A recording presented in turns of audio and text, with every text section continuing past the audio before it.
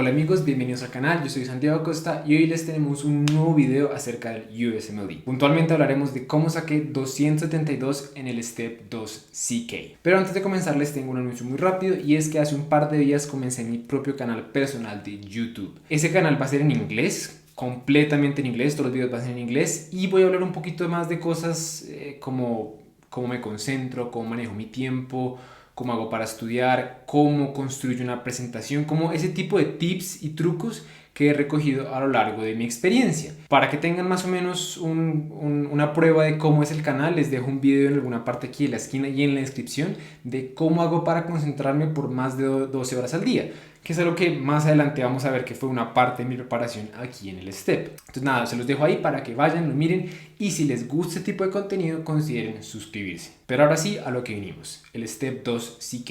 Vamos a dividir este video en tres partes, voy a dejar los links en la descripción para que ustedes puedan saltar la parte que más les guste. Pero por ahora vamos a comenzar con como una sensación general del examen y de la preparación. Y aquí quiero mencionar varias cosas, pero quiero comenzar con el examen. El examen en sí me pareció muchísimo más difícil que el Step 1. Sin embargo, una cosa que es clave es que los conceptos, concepto por concepto, son más fáciles. Porque son diagnóstico, tratamiento, factores de riesgos. Hay una que otra pregunta de fisiopatología, pero no es del nivel de detalle del Step 1. Entonces, los conceptos no son difíciles. Lo que pasa es que ellos, el USMLE, son genios en hacer que esos conceptos fáciles parezcan difíciles por medio de escribir las preguntas. Entonces, eso lo hacen por muchas técnicas, ya sea porque omiten información o dejan el caso muy inespecífico o ponen dos diferenciales muy parecidos. O bueno, ellos tienen un arsenal de ese tipo de estrategias. Y eso va a ser importante cuando hablemos de cómo elegir los recursos. Pero quiero que tengan eso en mente. Conceptos más fáciles, examen, pregunta por pregunta, más difícil. En cuanto a la preparación, lo que quiero que sepan es que esta preparación fue mucho más llevadera, de pronto porque ya tenía esa experiencia de pasar por el Step 1, pero bueno, fue muchísimo mejor, nunca tuve como esa quemada mentalmente, entonces fue buenísimo y creo, aquí mucha gente me pregunta si considero que uno puede prepararse como tiempo parcial mientras está en la universidad o mientras está trabajando y por completo creo que sí. Es más, para darles como el ejemplo puntual, durante 3 meses, yo me preparé 5 meses, durante los primeros 3 meses yo estaba terminando de revisar como el material, o sea, estaba terminando de estudiar por completo, tipo 12 o 2 de la tarde. Entonces, de 2 a 10 estaba completamente haciendo cosas que no tenían nada que ver con el STEP, como el canal de YouTube.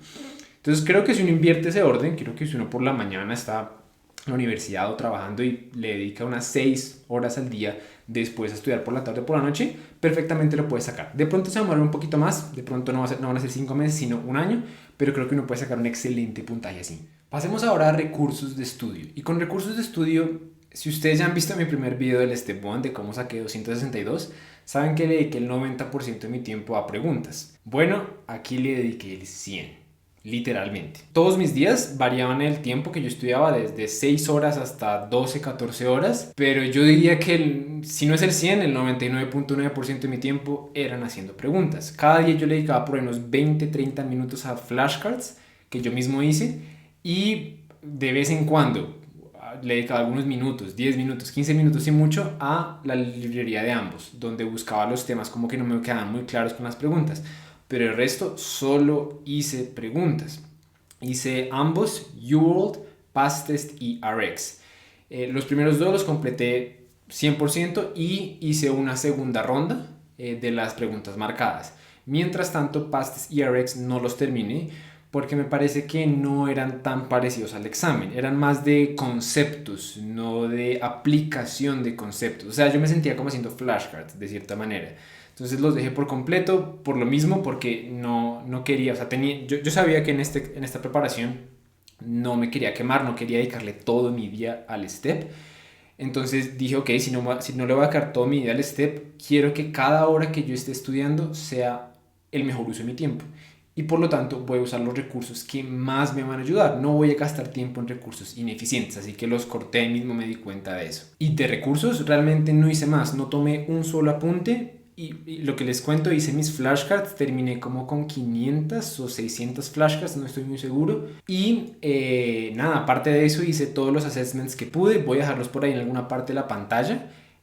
Con la fecha y el puntaje que saqué, hice todos los NBMEs pues, y los URL Self Assessments también los hice. El último fue el 2, que fue el más predictivo de todos. Les recomiendo mucho que lo dejen para el puro final. Yo lo hice faltando como un par de días y fue el que más se acercó a mi puntaje real. En cuanto a cronograma, dividí mi estudio en 3 fases. La primera fase era como una fase de familiarización, en donde yo me estaba como acostumbrando al contenido, al formato de las preguntas. Siempre uno tiene como un periodo de ajuste en el que uno entra como con mentalidad del step 1 y se acostumbra al formato de las preguntas mucho más largas. Eso toma un poquito de tiempo, entonces yo por eso comencé más bien suave. Realmente hacer 80 preguntas al día, que era lo que hice por esos 3 meses, me tomaba de 6 a 8 horas al día, incluso a veces menos. Entonces eso fue como los primeros 3 meses. Después, el siguiente mes, lo subí a 120 preguntas al día. Eso era ya cuando ya tenía un poquito más cancha, era para ya como entrar en la onda. Y de ahí en adelante comencé a subir. El último mes lo subí primero a 160 preguntas al día por un par de semanas y después a 200 al día. Para este punto yo ya había revisado todo el material, ya había acabado URL, ya había acabado ambos y lo que estaba haciendo era repasar las marcadas. Bueno, hay varias cosas que mencionar en este punto. Lo primero, si ustedes quieren saber cómo me concentraba durante estas sesiones tan largas de 12 a 14 horas, ahí les dejo el video que les comenté al principio.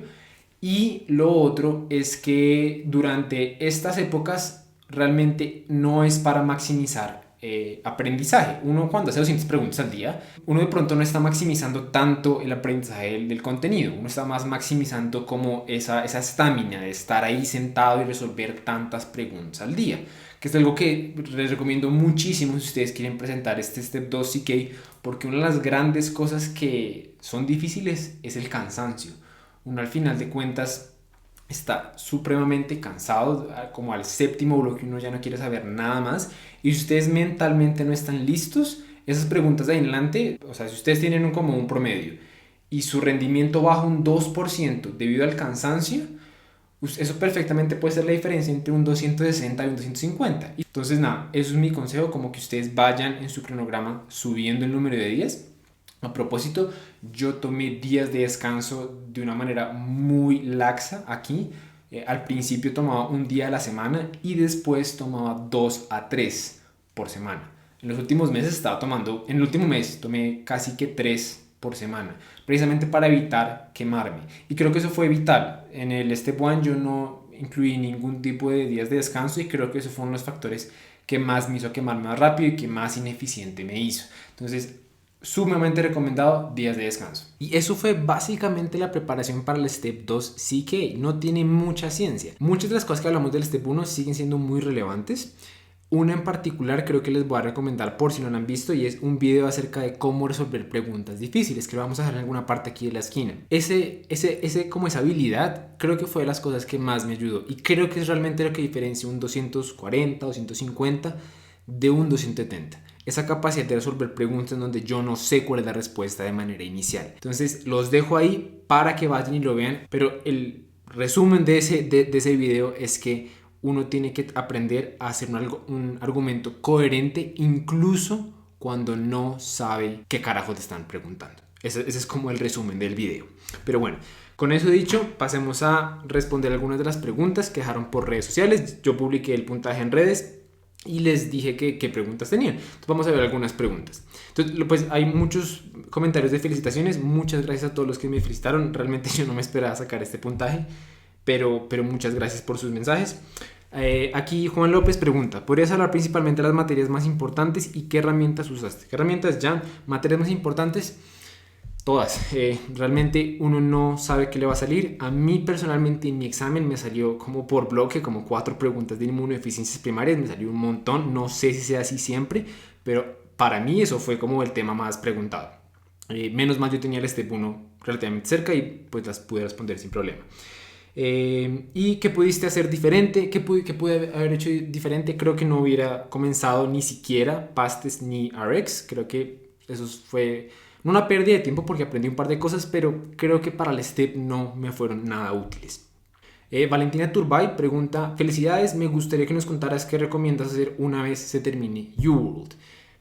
Realmente depende, pues no sé tú qué has hecho antes de UWorld o después de UWorld, pero creo que seguir con preguntas clave, por ejemplo, si no han usado ambos, sumamente recomendado ambos.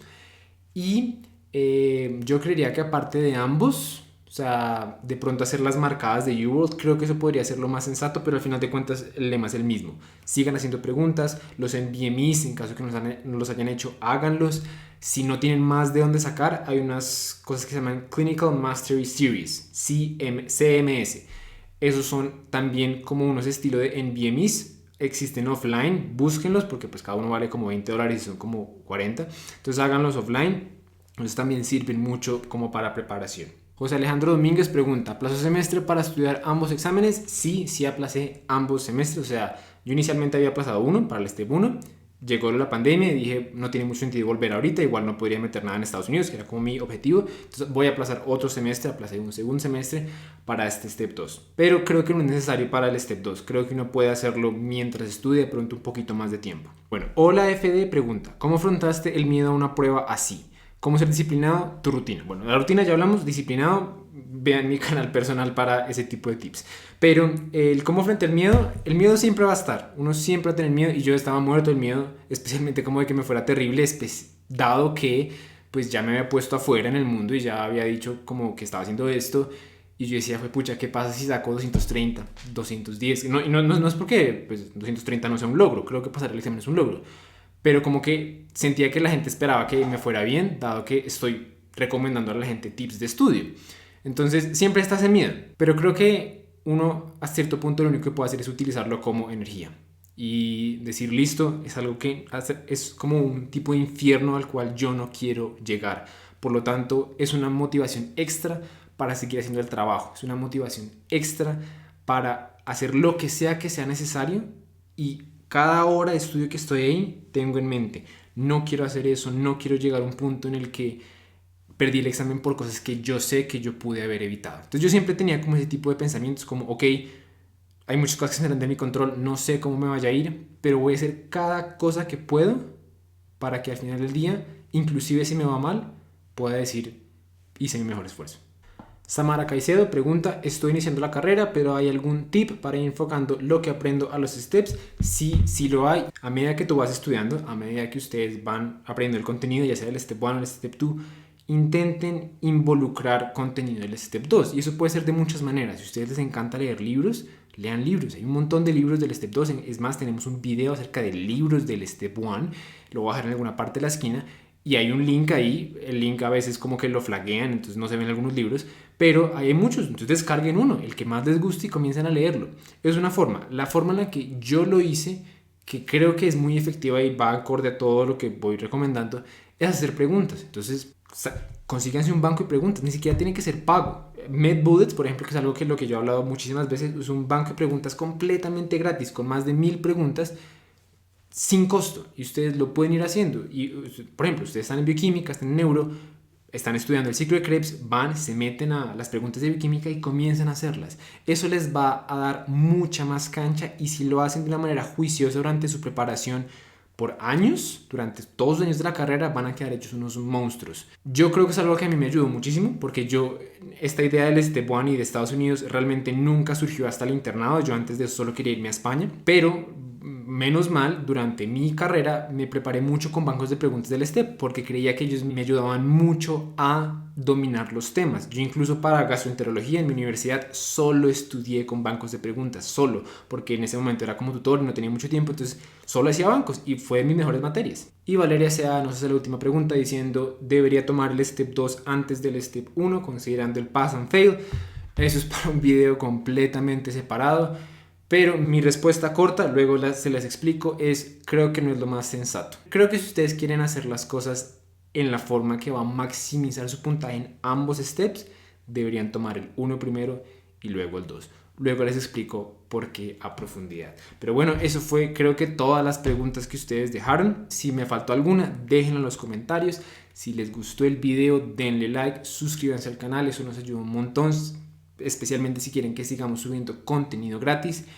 Y sin nada más, nos vemos en la próxima.